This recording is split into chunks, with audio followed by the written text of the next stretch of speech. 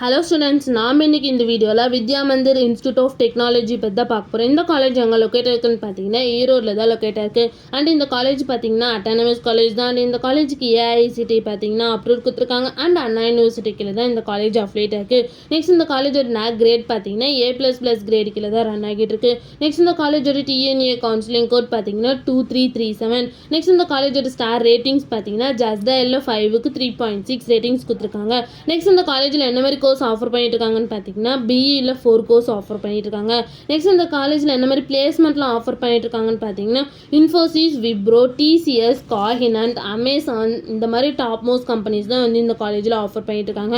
Next இந்த காலேஜோட salary base பார்த்தீங்கன்னா மினிமம் 4.7 LPA-லேருந்து 8.0 LPA வரைக்கும் பிளேஸ்மெண்ட் பண்ணி கொடுக்குறாங்க.